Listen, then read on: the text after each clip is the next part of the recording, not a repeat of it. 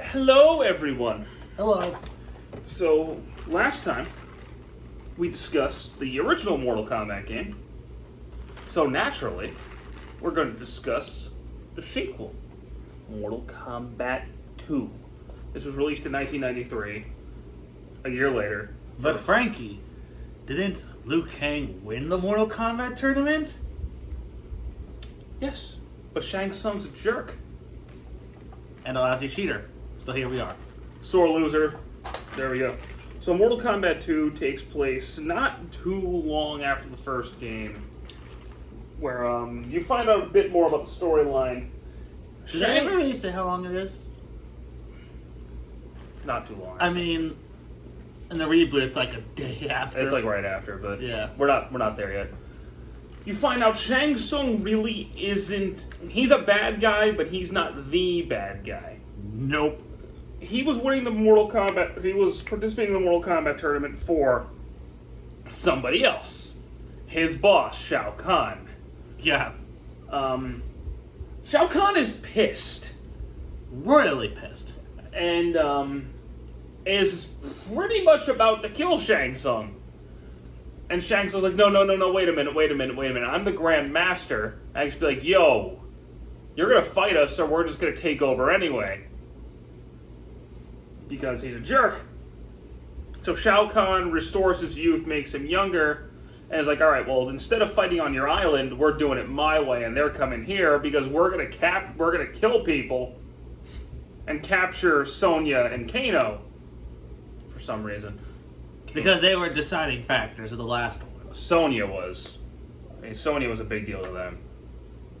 And they killed a bunch of Shaolin monks, Liu Kang, and the others were like, all right, let's do this. So, there you go. We have our setup here. This game features 4 more playable characters. Yes. You have the returning ones, Liu Kang, Johnny Cage, Scorpion, Sub-Zero, Raiden, and Shang Tsung is now a playable character. along with Reptile. And Reptile is a playable character now. You also have now Katana, who is Shao Kahn's daughter. Or is she? Dun, dun, dun. Melina, who is Katana's clone. Baraka, who is a Tarkatan. And Kung Lao, who is another Shaolin monk alongside Liu Kang. Yes. No Sonya, nor Kano, but that's okay. They're in the game. You see them in the final stage, but just chained About up. So, like I said, the story takes place in Outworld, so all the levels are weird. Something I forgot to mention in the first game that I'm going to mention now. Unlike something like Street Fighter, everything was drawn and cartoony, these characters are actually real people. Yeah, we forgot to mention that, didn't we? They are real people being filmed. So that's fun. The arcade mode is very similar to the first games. But there's no, endurance matches. There's no, mirror match or anything. It just goes boom, boom, boom, boom, boom. And you always fight the same 3 people at the end. I forget, is Tester Might and... They don't have any minigames in this one. Why'd they take them out? Probably because, the more characters and the other allities and the 3 secret characters, there wasn't enough memory on the game. Probably. More than likely. So, something else. Scorpion and Sub-Zero and Reptile in the first game were palette swaps of each other. Katana and Melina are the same way. I mean, they're essentially palette swaps still. Well, yeah, Scorpion and Sub-Zero are still palette swaps. And Reptile. But Katana and Melina are palette swaps of each other. Yes. So, basically ninjas in the old games are just color swaps. Yeah. Jax! I forgot to mention Jax is a new character, How dare you? And when he was being developed, he was originally being developed for the first game as Curtis Stryker. Okay, so wait a minute. Stryker was originally going to be Jax, and they replaced it with Sonya. Yes, and then so MK2 they were trying to make him Curtis Stryker, but they didn't like that name for him, so they changed his name to Jax. Jackson Briggs, Jax. No one likes Stryker. Yeah, so he's Jax now, and he has normal arms in this game. We'll get to that in MK3. Yes. So Jax, a little bit of backstory on the new characters. Baraka, he's just a He's a Tarkatan, which is essentially... Is he the leader of the Tarkatan war? He's the head Tarkatan warrior. Okay, so yeah. And this game there wasn't established as a Tarkatan race. Originally, in development, the Tarkatans were just supposed to be what Outworlders looked like. Really? Yep. And Baraka was just supposed to be like the main one. Melina is a clone of Katana with Tarkatan DNA. So she has the fangs like Baraka does. Yeah. Katana is the princess of Outworld. Did they even reveal that she was Melina was part Tarkatan in this? With her fatalities, yes. Oh, okay. Only with her fatalities. But yeah, Katana is, just like Melina, one of Shao Kahn's assassins. Because she's his daughter.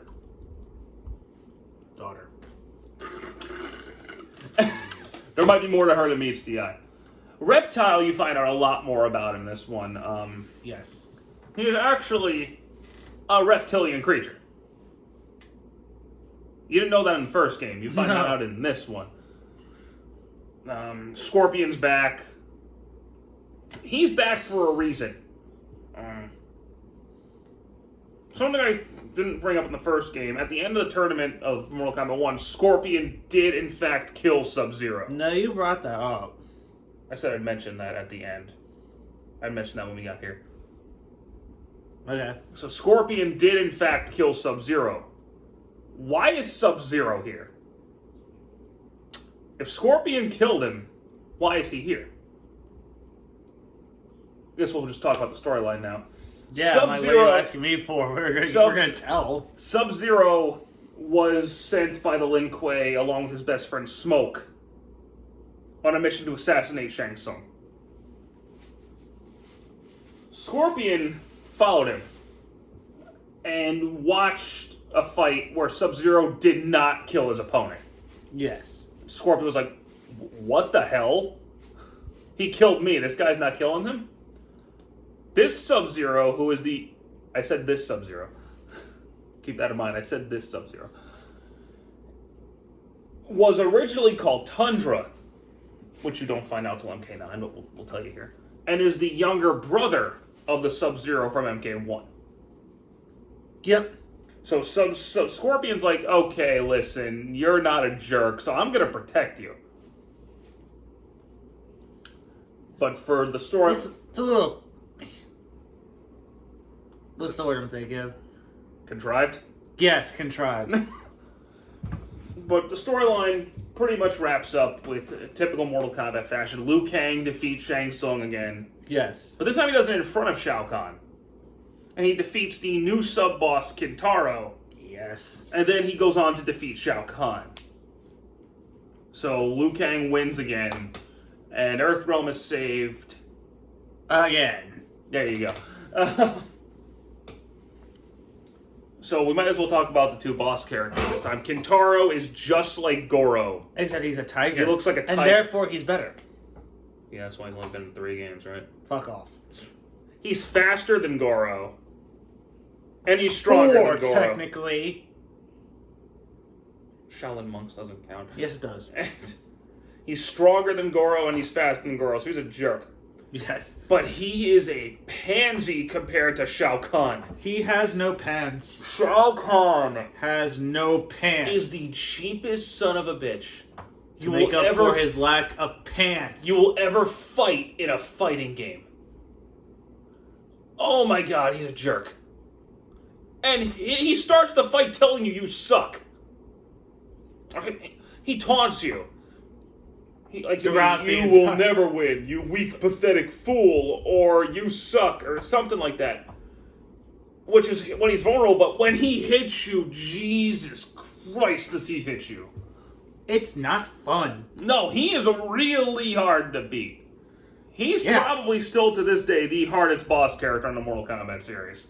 Any version of him, MK2, 3, or 9, he's a jerk. Fuck 9s. He is a jerk. But he's the coolest villain in Mortal Kombat, so, there you go. Pretty much. There's also 3 hidden characters in this game. In the first game, you had Reptile.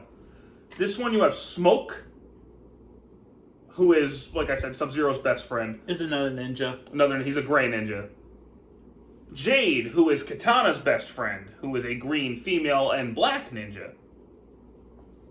And Noob Saibot, who we will discuss more in Deception. Yes. Because we don't know anything about him yet. He's just there. For now, he has got a really involved backstory. In terms of the game mechanic, they pretty much revamped everything in this one. The fighting does not feel anywhere near as clunky in MK2 as it did in MK1. Everything just flows better. The roster's better. The levels look cooler. The graphics are way better. And everyone has new moves now. This is where Liu Kang got his bicycle kick. Yes, it is. Sub-Zero's, he's got an ice puddle in this one. He's got an ice clone. I almost said shadow clone, wow.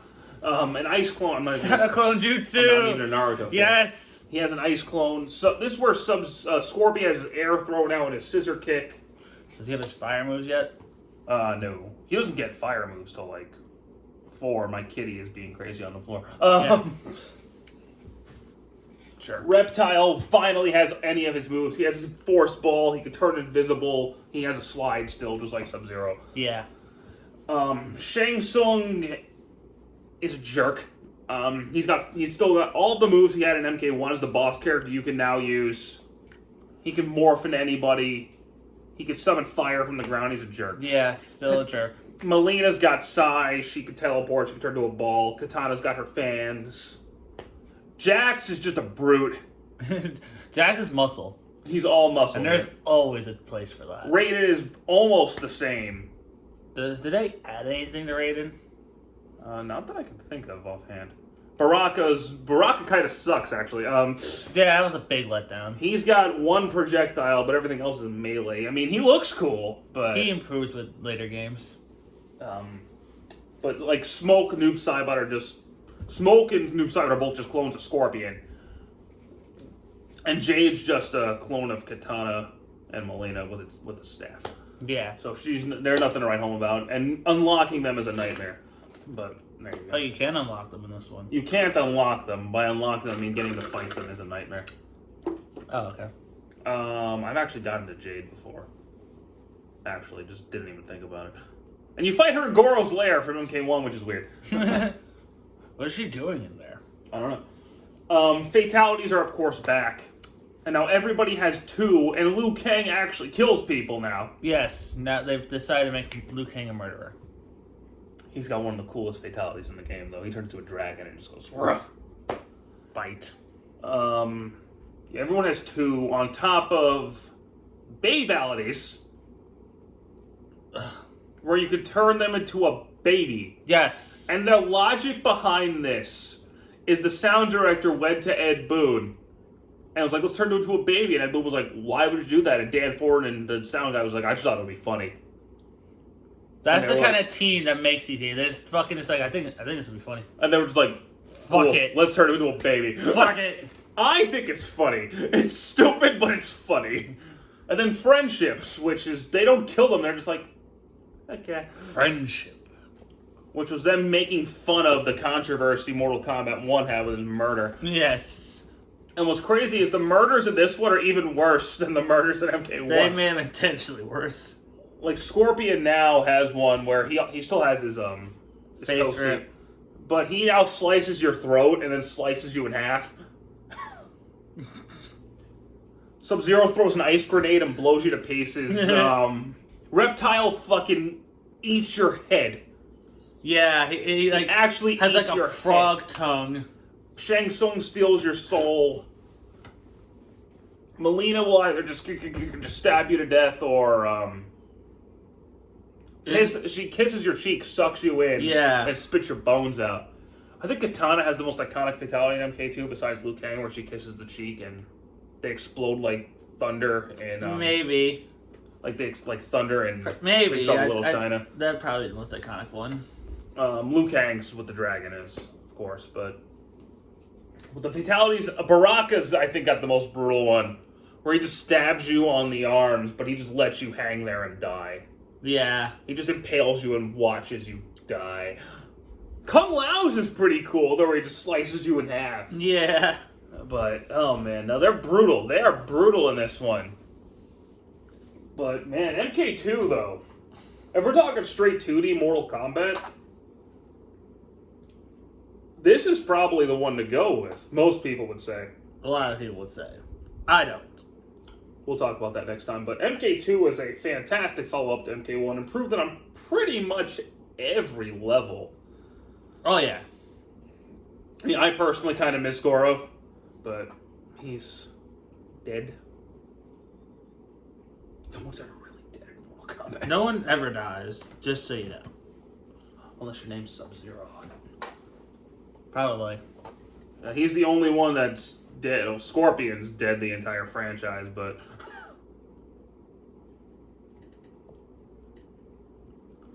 But unlike the first game, the Super Nintendo one's not censored. Nope. So if you want to just put this in your Super Nintendo and kill everybody, go for it. That's all well and good, for sure. But I actually remember playing this one in the arcade once or twice. I played as Jax. It was the guy I picked. An odd choice for you, but whatever. I just picked somebody. I think I had... I mean, my Mortal Kombat 4 choice when I first played it is so weird. Mortal Kombat 4 is another story. We'll get to that. Yeah, this was big. This game was everywhere. There was merchandise all over the place. Oh, yeah. Action figures, comic books. Yeah, that's when the comics started. When MK2 this is where Mortal Kombat really took off. Up. You couldn't. In the 90s, you could not escape Mortal Kombat. It was everywhere. And then it started to sort of die off in 2000. Now it's back bigger than ever, but can't keep a good game down. No, you know. We'll talk about that when we get to Deadly Alliance. Oh, that trilogy. But MK2 is a very, very solid. It's solid. Like if honestly, you could play it. You could play it now. And if we're talking about video game sequels, like Sonic 2, this one, and like Mario 3 are the ones I think of when it comes to games that just completely destroyed the first one. And Street Fighter 2. Yeah, Street Fighter 2. Are we talking about the old school ones? We're talking about older games right now. Older games, yeah. I would. Like Sonic 2 for sure. Mega Man 2 also is up there. Yeah, Mega Man 2. I can't say Zelda 2 because it's not. Link to the Past is what did it. Yeah, for sure. Crash 2, but no, I guess that counts. It's towards 3D era. We're talking 2D games. Yeah, for sure. Though, especially fighting games like this is. It's one of the definitive ones for sure. Definitive arcade fighters. This, yeah, in terms of 2D fighting, this and Street Fighter 2 are the big 2D fighting games. Yeah, in arcades. 3D, that's a whole nother story. But yes. I would definitely say this is probably my favorite 2D Mortal Kombat. As much as I have nostalgia for another one, this is probably the most solid, I think. There's also there's like a ton of hidden secrets you could find in this game. That's just Mortal Kombat in general. Mortal Kombat is just known for its hidden stuff. Oh, God. Well, the early days and probably nowadays it is. All of them, like the crypt. There's I wouldn't so say much that hidden crap in the crypt. Xbox and PlayStation 2 era, there really weren't much secrets. There's so much in those crypts. Yeah, in the crypts, but... There's a secret character deception that was never revealed until the game came out. And we will talk about that when we get to Deception. But, yes. Yeah, definitely for sure. My favorite new character is probably Kung Lao. Because I think Kung Lao is a badass. Or Katana, one of those two. Yeah. I mean, no one's ever a top Scorpion Sub-Zero for me, but... Yeah. I guess just for the impact, I'm going to go with Katana. But Mortal Kombat 2 is... I don't know anymore, but before 2011, a lot of people said this was the best Mortal Kombat game. Yeah. And I can't really argue with them. MK2 is definitely a solid fighting game. Yeah. I would put it up there with like Street Fighter 2 and Marvel vs. Capcom and Soul Calibur and stuff like that, but Soul Calibur's not a 2D game. No. No, it isn't. Anyway, if you got anything else you want to add. Not really. I mean, covered pretty much everything. But you know, definitely, if you haven't played Mortal Kombat 2 by now, I'm shocked. Especially now there's like 18,000 different... And it's also worth mentioning, a lot of these side games are tied directly into Mortal Kombat 2. Mortal Kombat Shaolin Monks, MK vs. DC is tied directly into Mortal Kombat 2, even though neither of those are canon. Wait, how's MK vs. DC tied to Mortal Kombat 2? The way it ends is directly after MK2. MK vs. DC ends... Like the beginning of the game is the end of MK2. It's not the ending of MK3? No, MK2. Oh. That's why there's nobody from MK3 in MK vs. DC. Oh. We'll talk about MK vs. DC another time. I hate that game. Oh, oops. Spoilers. Anyway. I don't think I could say much more about MK2 other than it's great. If you haven't played it by now, I'm shocked. There's many different versions of it now. You can download on the... No, you can't download on the PlayStation Store anymore. They shut that down. Yeah. So, the best way to get this thing, aside from getting a physical copy, is probably to get Shaolin Monks. You can unlock it on Shaolin Monks. Or just... Or get one of those arcade pluses they got at Walmart's. Midway Arcade Treasures has it on there. Okay. But, or just, you know, find it at a retro game store. Or on eBay. It's not expensive on eBay. No, they made so many copies of this game. It's one of the cheaper ones. Yeah, so I want to thank you guys so much for watching this second part of our Mortal Kombat vlog series. Yes. Next up will be Mortal Kombat 3. Yes. So stay tuned for that. Take it easy. Bye.